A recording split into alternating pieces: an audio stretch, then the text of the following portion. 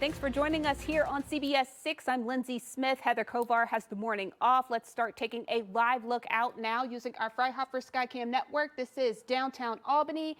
Just looking at this, I feel as though snow is on its way. Breaking news overnight, a house explosion is under investigation in Albany County, specifically in the town of Bern.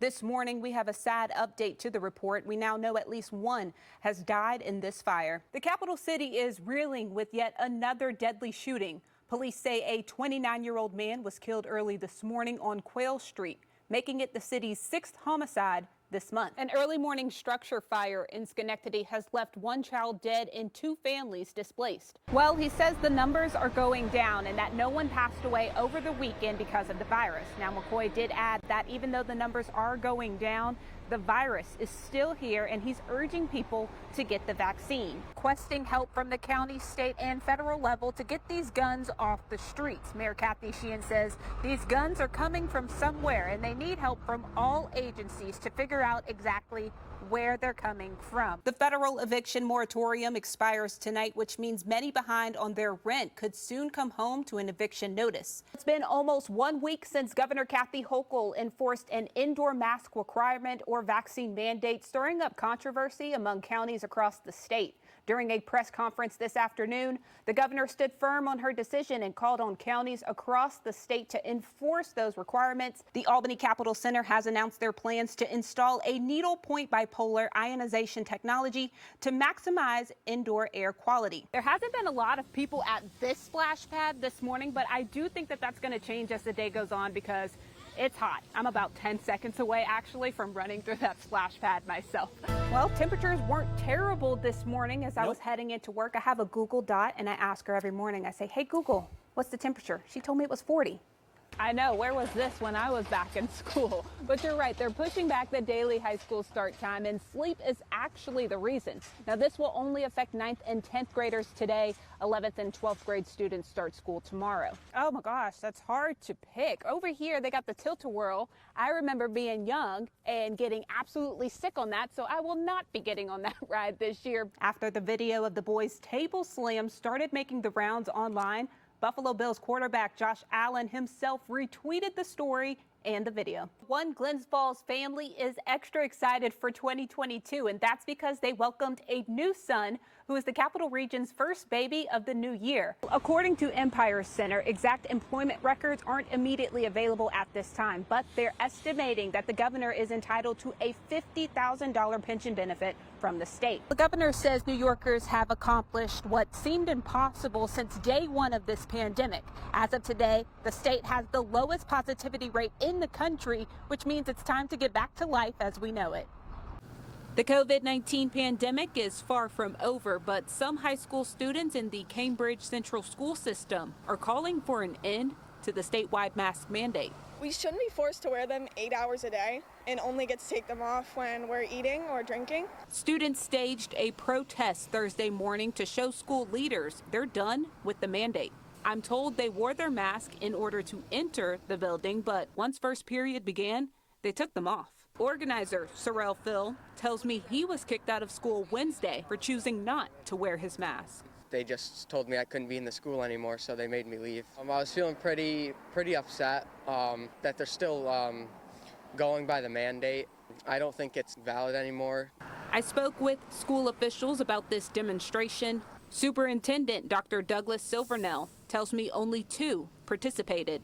Our plan was, if there was a large number of students, to bring them into the auditorium and have a conversation with them about it and try to, point out to them that it's a mandate that we have to follow. And we agree. None of us like wearing these masks. Superintendent Silvernell says the district is actively working to come up with ways to help its students cope with the pandemic. We have what's called a Tuesday check-in for students, and we have a counselor and a social worker who meet with any students who want to come. We brought a therapy dog in training Tuesday. We're trying all sorts of different things to really connect with the kids. I hope the Board of Education sees that we are done and we want no masks. And people that want to wear masks, that's your choice. I won't discredit you for it, but I want the option. Reporting in Cambridge, Lynsey Smith, CBS 6 News. For weeks, those living in the town of Wells have been forced to drive miles away to get their mail after the town's only post office shut down, something many say has placed a burden on the town's senior citizens. Who sat in a meeting and sort of decided this? I mean, who's running the show here? This is where the post office in Wells used to sit. Now, residents have to drive 14 miles to Northville to take care of their mailing needs. Our community has really been through a lot over the past couple years. 2019, we were pretty devastated with the Halloween storm. Then COVID hit, and now this. You know, the post office really is a community spot. Town Supervisor Nick Morrow tells me the lease was up for the post office and that the landowner would not renegotiate with the Postal Service on a new lease, forcing the Postal Service to shut down the office in late May. You don't want to see anybody inconvenienced driving the round trip to Northville at this time of year when the roads are good. It's not as bad as it will be this coming winter. When asked when the town might get a new post office, Morrow says they're unsure. The Postal Service reached out to us about prospective sites within the community, but we haven't heard anything from them since. Until then, the town is left without this service many say they're entitled to. We need our post office back in our town. If your plan is to do nothing, well, let us know, because then we got to do something. But don't just leave us in the dark. That's not a good spot to be. Reporting in Wells, Lynsey Smith, CBS 6 News. One of the most dangerous traffic violations happens some 50,000 times a day in New York, and law enforcement agencies across the state are shining a light on it. Just be aware. Just look around, put the phone down. When you're driving, be in the moment. During Operation Safe Stop, Belinda Govich tells me police officers across the state will be on a school bus, in a marked car or unmarked car, issuing tickets to those who don't stop when they see those red flashing lights come on. We've actually had parents call in and say, I videoed that. I got that license plate. You know, how can I help you? What can I do? And then we encourage them, you know, call the police, send that video to the police. Here at the Shenandoah Central School District, drivers may see two types of buses. This bus is one of the buses with an older style of lights. The lights are actually light bulbs. The signs on this bus are brighter, more intense. That's because they're LED lights. The district's head mechanic tells me the goal is to install these LED lights to increase visibility for drivers, but they need additional funding from the state to do so. Children and their parents are counting on drivers to do the right thing and stop for those red flashing lights. Drivers who fail to do so will be ticketed. The kids are definitely aware that, hey, that car didn't stop.